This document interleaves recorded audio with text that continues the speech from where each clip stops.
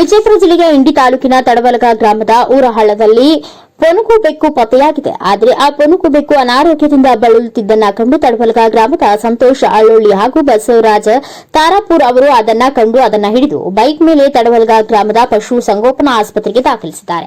ಆಸ್ಪತ್ರೆ ಪಶು ವೈದ್ಯಕೀಯ ಪರೀಕ್ಷಕರಾದ ಅಶೋಕ್ ಕಾಗರ್ ಅವರು ಸಕಾಲದಲ್ಲಿ ಸೂಕ್ತ ಚಿಕಿತ್ಸೆ ನೀಡಿದ ಬಳಿಕ ಆ ಪೊನುಗು ಬೆಕ್ಕು ಚೇತರಿಸಿಕೊಂಡಿತ್ತು. ಆ ಪೊನುಗು ಬೆಕ್ಕನ್ನ ಮತ್ತೆ ಊರಹಳ್ಳದಲ್ಲಿ ಬಿಡಲಾಯಿತು. ಆದರೆ ಅನಾರೋಗ್ಯದಿಂದ ಬಳಲುತ್ತಿದ್ದ ಪೊನುಗು ಬೆಕ್ಕನ್ನ ಪಶು ಆಸ್ಪತ್ರೆಗೆ ತಂದಿದ್ದ ಯುವಕರ ಹಾಗೂ ಸಕಾಲದಲ್ಲಿ ಚಿಕಿತ್ಸೆ ನೀಡಿ ಪೊನುಗು ಬೆಕ್ಕಿನ ಪ್ರಾಣ ಉಳಿಸಿದ ಇವರ ಕಾರ್ಯಕ್ಕೆ ಸಾರ್ವಜನಿಕರು ವ್ಯಾಪಕ ಮೆಚ್ಚುಗೆ ವ್ಯಕ್ತಪಡಿಸಿದ್ದಾರೆ.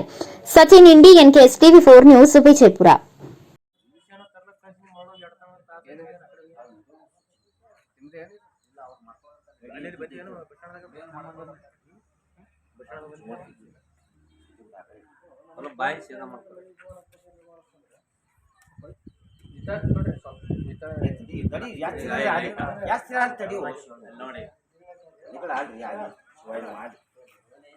ಮತ್ತೆ 3 ಇಂಜೆಕ್ಷನ್ ಮಾಡಿ